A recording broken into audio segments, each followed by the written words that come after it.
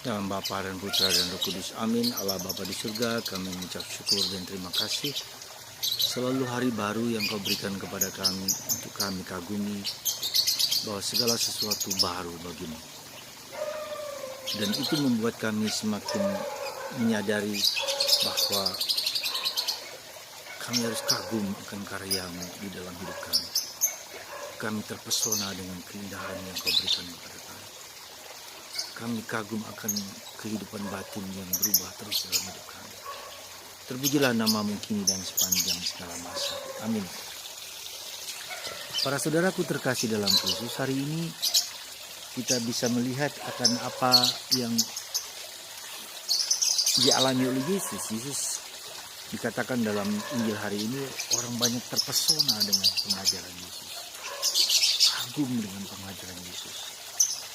Terpaku pada ajaran Yesus. Lebih-lebih ketika Yesus mengusir setan dari seseorang yang dikuasai oleh iblis. Dan iblis itu mengakui siapa Yesus sebagai utusan Allah.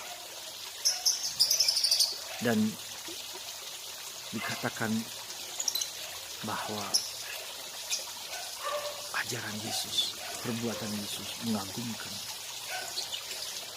Saudara, ada sesuatu, berkatilah kami ya Tuhan akan karunia dalam Bapa dan Putra dan Roh Kudus. Amin.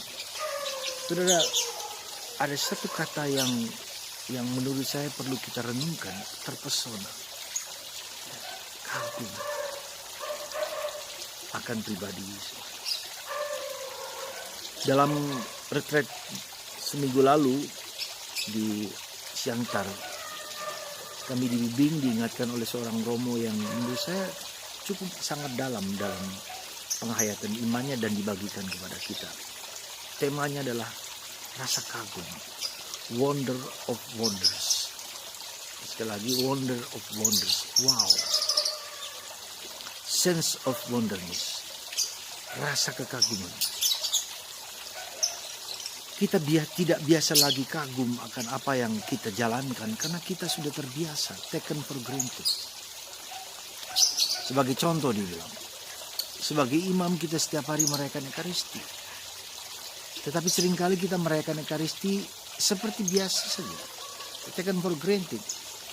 Tidak ada penghayatan, tidak ada pendalaman, tidak ada kedalaman, tidak ada kekaguman, tidak ada misteri. Atau dalam bahasa Latin, fascinosum and tremendum. Ada kekaguman dan ketakutan, kecemasan, hormat. Sehingga itulah yang menyebabkan kita bosan, kita jenuh. Ya. Karena kebiasaan taken for granted. Ya. Dan ini yang membuat iman kita menjadi iman yang kering, yang tidak mempesona, yang tidak menarik banyak orang. Karena kita menjalankannya juga dengan apa adanya, biasa-biasa aja, sederhana aja. Maka mari saudaraku terkasih, kita diajak untuk sekali lagi untuk menghayati sungguh-sungguh wonderness, kekaguman. Dan kekaguman itu ada pada Kristus, pada Yesus. Yesuslah yang menjadi fokus kekaguman kita. Sebagai contoh, sebagai imam dia katakan, mengutip dari pengalaman Santo Yohanes Maria Vianney, kalau saya bertemu dengan seorang imam dan seorang malaikat, siapa yang lebih dulu akan saya salami? Yang saya salami adalah imam. Karena apa? Karena imam mengubah roti dan anggur menjadi tubuh Kristus. Kuasa yang diberikan Tuhan kepada gereja dan gereja kepada para imam adalah mengubah tubuh dan darah Kristus. Malaikat tidak bisa melakukan itu. Bahkan Bunda Maria pun tidak bisa melakukan itu. Karena itulah saudaraku terkasih, betapa mengagumkan karya-karya para imam. Kita semua para imam diingatkan akan karunia yang luar biasa itu. Semoga Anda dan saya, semoga kita semua memiliki rasa kagum yang harus kita latih dalam diri kita. Kita sudah terbiasa dengan pikiran kita akan Ekaristi, akan perkembangan tubuh kita, perkembangan iman kita. terbiasa, seolah-olah itu tidak berharga sama sekali, tapi sungguh-sungguh ini merupakan sesuatu yang mengagumkan. Kita menerima tubuh Kristus, menerima darah Kristus dari seorang imam. Dan imam kita adalah imam karena Yesus Kristus. Imam Yesus yang secara spesial, secara berbeda. Ya, bukan lagi imamnya suku Lewi, tetapi imam Melkisedek. Imam Melkisedek adalah imam Raja Damai. Ya, Raja Damai yang tidak berbapa, tidak beribu, lalu datang dan pergi tanpa diketahui. Itulah imam, dan itulah yang mengagumkan. Maka saudaraku terkasih dalam Kristus, semoga rasa kagum ini juga muncul dalam diri Anda ketika Anda merayakan Ekaristi, ketika Anda hadir. Ya, kekaguman itu melampaui pikiran, melampaui daya-daya panca indera kita, harus masuk di dalam kedalaman batin. Semoga rasa kagum ini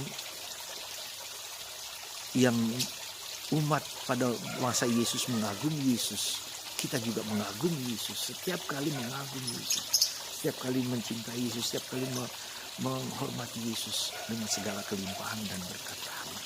Semoga Tuhan memberikan kekaguman, rasa kagum ini di dalam keseharian kita.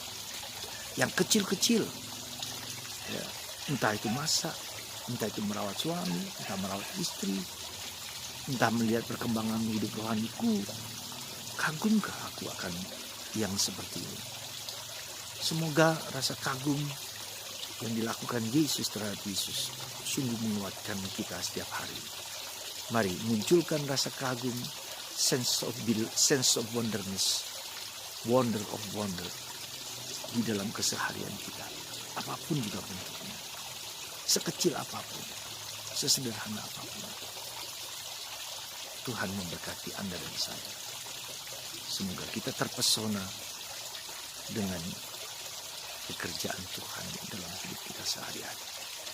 Berkat Tuhan atas Anda adalah Bapa dan Putra dan Roh